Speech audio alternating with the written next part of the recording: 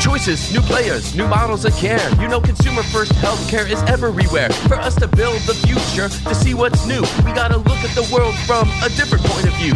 Consumer innovation ain't going away. I say it's here to stay. Today it leads the way. We gotta drop the silos. We're all the same team. Experience, business, tech, and marketing. So join us now. Join the revolution. Consumer first health is the evolution. Status quo or like status no. Yeah, this is the healthcare rap. Yo, come on, let's go.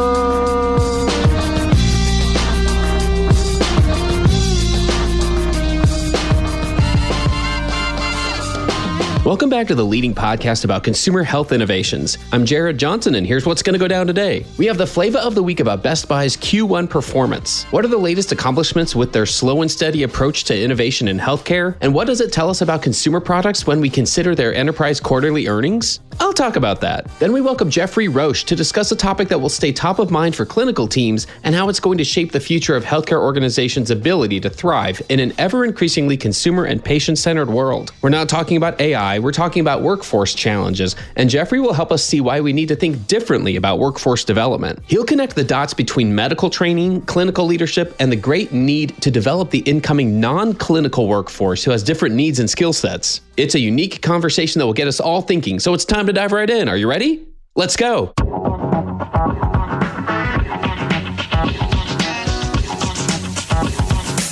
Flava of the week. Let's see what Best Buy Health's Q1 update tells us about the momentum of health at home, then let's put it in context of the parent company's latest quarterly results. The healthcare division of the consumer electronics retailer announced momentum in Q1 towards enabling care in the home for everyone. 3 highlights stuck out. First, new care at home partnerships. Best Buy announced new partnerships with health systems, including Pennsylvania-based St. Luke's University Health Network. St. Luke's is using their remote patient monitoring platform, Current Health, to support post-discharge patients with congestive heart failure. Second, safety and independence for seniors. In March, they announced the launch of Lively Mobile 2, a medical alert device offering unparalleled safety and independence. The new device provides industry-leading fall detection sensitivity, ensuring safety and peace of mind for seniors and their loved ones. Third, bringing CAR T-cell therapy home. HCA Healthcare's Sarah Cannon Cancer Institute is leveraging Current Health to help cancer patients getting CAR T-cell therapy in their homes. Patients can now recover from treatment at home instead of staying in the hospital, reducing complications and hospitalizations post-treatment. And might I add, in many ways it provides a better and less stressful consumer experience.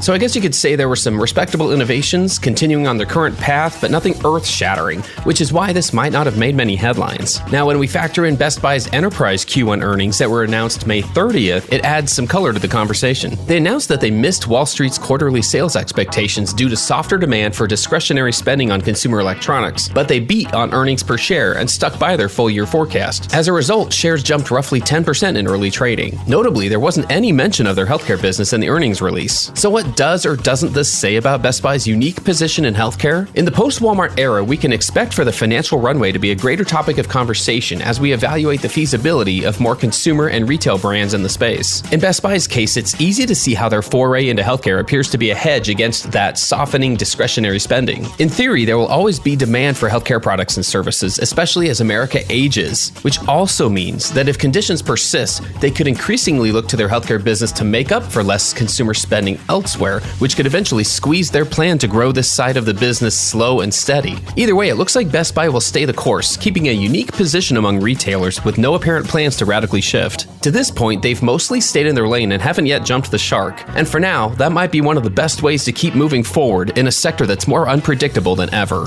Let's keep an eye on Best Buy and others in the health at home space to see what comes next for this important growth sector. That's another way that we'll build the healthcare of tomorrow, and that's the Flava of the week.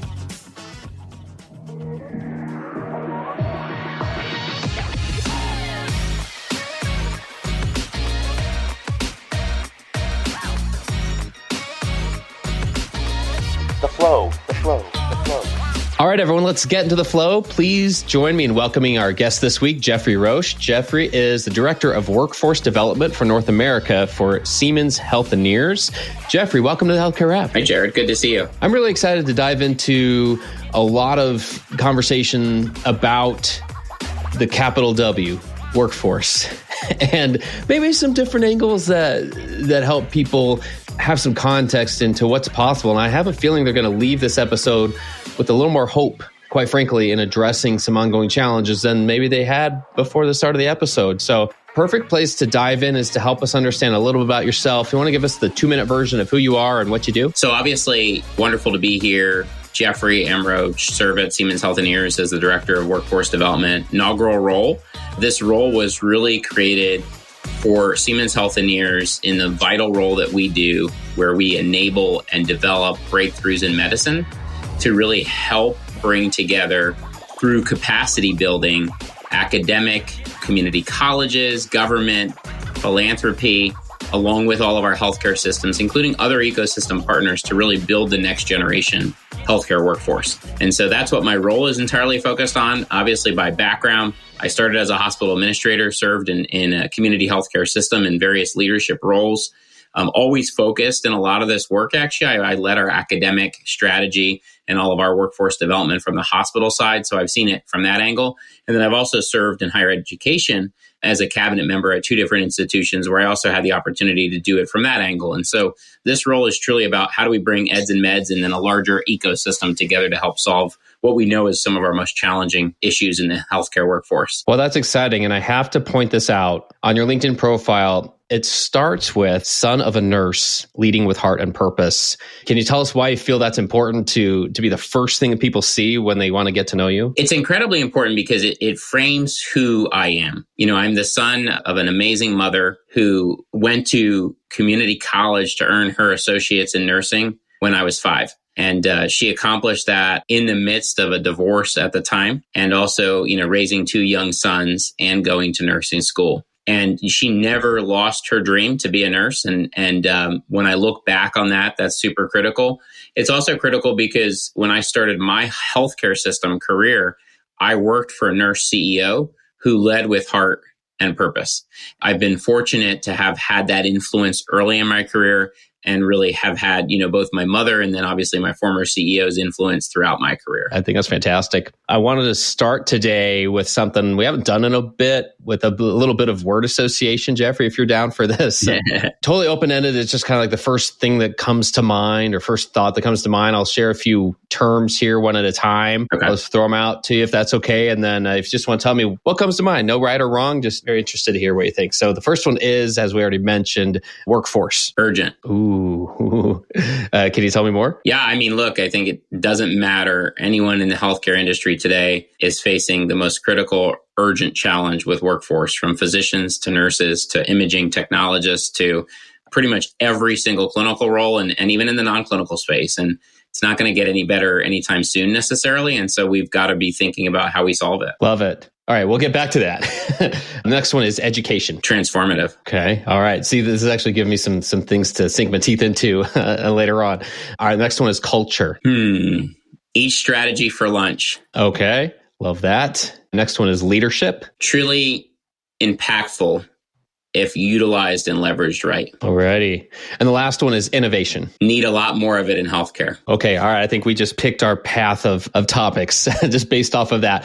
Let's start with the workforce part. And I think we'll just put it this way, if you were writing a thesis, we just talked about education, right? So, maybe that's part of the educational experience sometimes, is researching about a topic.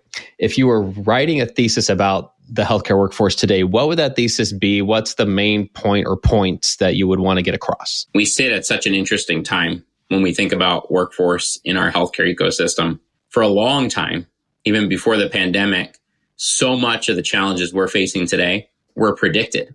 And I think in many ways, like other situations in healthcare, we were hopeful that we wouldn't face it in the same exact way that we're facing today. And what I mean by that is that if you look at issues of burnout, you look at issues of culture, you look at issues of the supply and demand of the healthcare workforce, so much of that was actually not great before the pandemic, and it's only gotten worse and continues to get worse. And so it really requires a new sense of both urgency and a sense of innovation. We really have to get what I call eds and meds together. We've got to get education and healthcare working together in the same room regularly, updating curriculum, making sure we have pathways into the workforce, addressing clinical placements. The idea that we still sit at a time where we hear community colleges, and universities say, well, I've got great programs, but I can't get them into their clinical placements, is crazy to me. we know healthcare needs this workforce, so we've got to figure out how to get them into those clinical placements. The other piece of this is on the academic side, right? Accreditation is and can be a barrier. We sit here today with many healthcare programs that are capped for accrediting purposes. And I understand that you want to have quality programs as an accreditor, but you can't just cap programs that are critical to the workforce and ultimately just keep them in the same status quo like we've had for so many years. We've got to be able to address these things. And so, I think for me, we really have to be disruptive in a respectful way. We certainly have to leverage data in a much stronger way.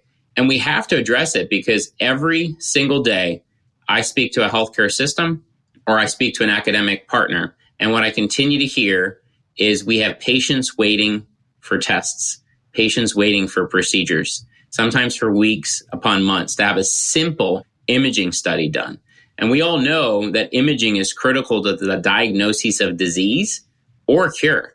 And so time is of the essence, and we've got to solve it. Well, that makes me think that we really do have to come up with a new approach to workforce development itself. And if I understand right, that's part of your role right now with Siemens Healthineers. Is that true? Is like just thinking differently about approaching workforce development itself? Is that one of the things you're working on right now? Yeah, very much so, right? I think historically, workforce development in the healthcare system has been a very human resource driven function. And like a lot of times, it's much more been tactical rather than transformational. And what I mean by that is that now you're starting to see workforce development in all facets of healthcare be a number one topic.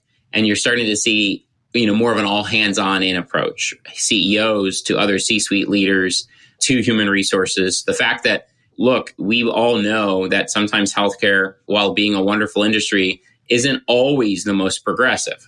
And so chief learning officers is a newer role in healthcare systems these days, probably should have existed a long time ago, but it is encouraging to finally see people who are in these critical roles who understand how important and transformational workforce development, learning and development are to an organization. And so definitely 100% is how do we convene? How do we strategize? How do we lean in as a solutions provider in this space? And also, as an organization very committed to breakthroughs in medicine, we can continue to create the best medical equipment and technology that allows this to occur. But if we don't have the workforce to simply use it, literally, we know patients' lives are impacted. And so we've got to be able to be in a position to solve it. It's fascinating. Are there areas that would have a greater impact than others? Is it earlier on in a journey? Is it like K through 12 versus your actual medical training or a postgraduate program or anything? I guess it's more of like where would be a starting point or a place to focus where we feel like it would have an oversized impact on the workforce? We definitely, to your point, have to start earlier, right? We have to really educate K through 12 to understand in the K through 12 population all the different careers that exist in healthcare.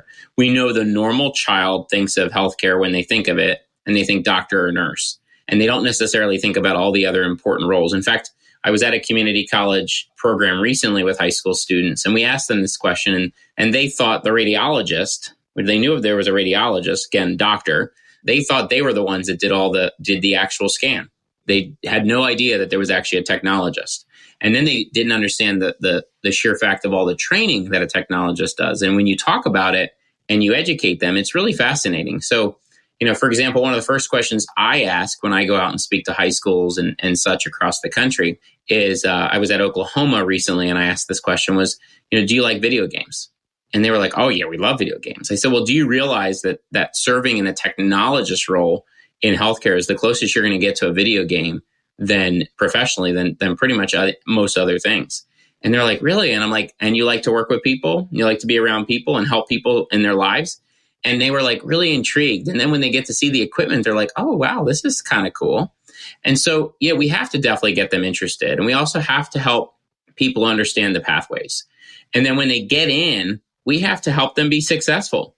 We lose a lot of really, really good future healthcare professionals simply because of math or science when they're in a community college or when they're in a college or university, because they're tough. They're tough subjects. And we have to find ways to help them be successful because ultimately, not only do we need them, but also we need to help make sure the workforce reflects the patients that they serve. And we need to be equitable in that approach. And so we have a lot of work to do in that space too. Do you think the same urgency applies for non-clinical roles? And I mean, what do you think about that side of things? I think without question it does, right? I mean, we see in the entire healthcare ecosystem this challenge with recruitment and retention in pretty much every role these days. I think it's certainly more urgent in the clinical because ultimately we know access to care is so delayed or significantly impacted when we don't have that. The point I would just add to your point on that example is too, even at Siemens, we've got a phenomenal employee resource group called Sisters in STEM. And this is a group that was started by a group of employees that has now grown to a larger group of employees that literally they go out as sisters in STEM and they go out to talk to middle school students that are middle school girls, I should say, that are Black, African American or representing other cultures to really help diversify interest in STEM-based careers to ultimately become part of our healthcare ecosystem. And this is a phenomenal group that has now, gone across this country into different communities and different schools to literally show these students that they could be that future STEM professional. And so I think to your point, a lot of these social impact type programs are super important because it does give the student that opportunity to look and say, that could be me.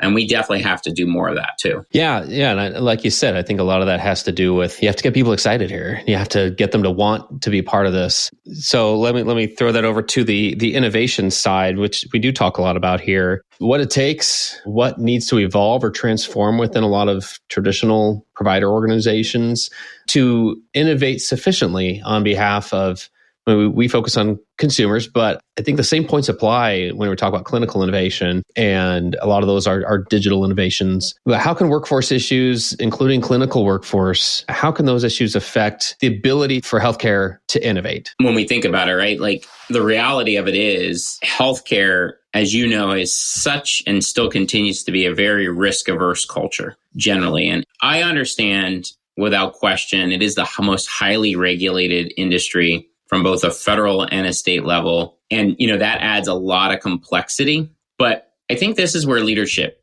really comes down.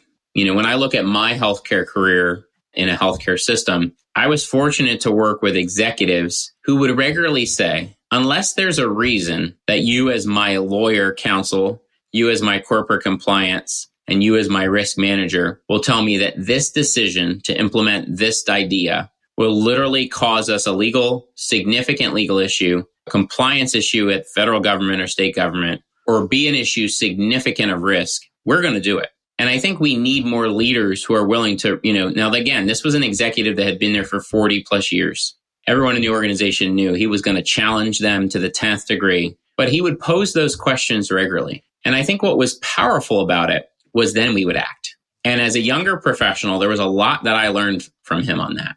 And I know members of my team learned from him on that. And there was a lot of disruptive things that we were doing that was more innovative and more ambitious than a lot of our larger competitors simply because of his way of doing business. And I think, again, that's where leadership has to come in. We need more leaders who are willing to challenge that way of thinking. Again, we've got to be legal, we've got to be compliant, and we certainly always have to be thoughtful around risk.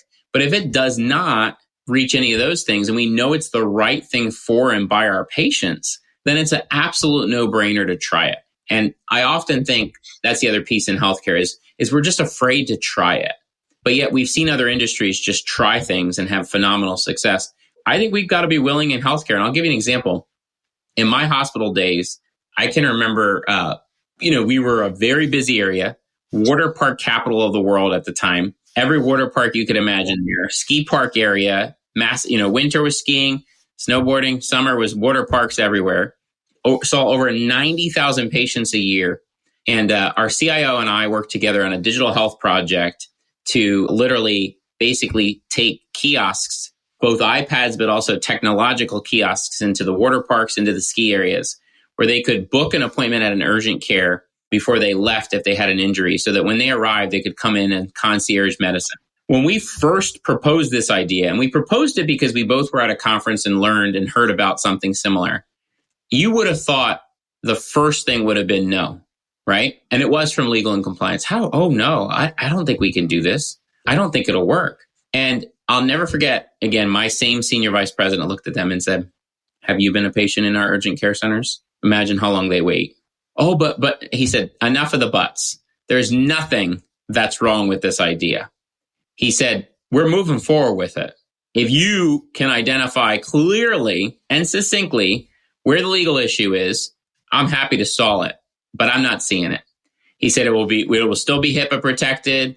It will still have the same aspects that you would expect. He said, we're moving forward with it. And when you look back on that, what was powerful was the employers loved it. The ski resorts loved it because they were able to say, we've got access to a healthcare system. And instead of you going and waiting, you're going to have an appointment as soon as you get there. And so, it was a great strategy. But again, if we would have been in a system where they would have just listened to those folks, never would have happened. That kind of pulls all this together. What could the future of healthcare look like as workforce challenges start to get addressed more effectively, as we do make some progress? What could the future of healthcare look like? I think the first thing is if we address it and we be innovative and we get our accrediting bodies and our licensing bodies to come together with industry and with academia, our workforce can better reflect the patients that we serve. We will also have a workforce that can truly demonstrate empathy. And we will, without question, also be leveraging technology in a real positive direction so that we can reduce the inefficiencies and allow our clinical workforce and our non-clinical workforce to do work that's meaningful and to do work that's critical, but not do work that causes them more stress and more burnout. And the other point I would just make is, I'm encouraged by all the conversation occurring now around skills and stackable credentials. And I think in the future, we'll have a more equitable workforce when we embrace those things as well, because we will literally bring people into the healthcare workforce that never have had a chance to serve. And I'm encouraged to see some of that further progress. Well, I love that thought. It's a perfect place for us to tie this whole conversation together, Geoffrey. And I think as we look to the future and we see what's possible, that will help us continue to drive the urgency that needs to be there to see where we need to go and how to get there. So I appreciate that. Appreciate all the thoughts today. And we really did cover a lot of ground. And with that, that's a wrap for this episode. This was so fun to do. I had the absolute pleasure of speaking with Geoffrey Roche from Siemens Healthineers. Thanks again for joining us today. You're so welcome. Thanks for having me.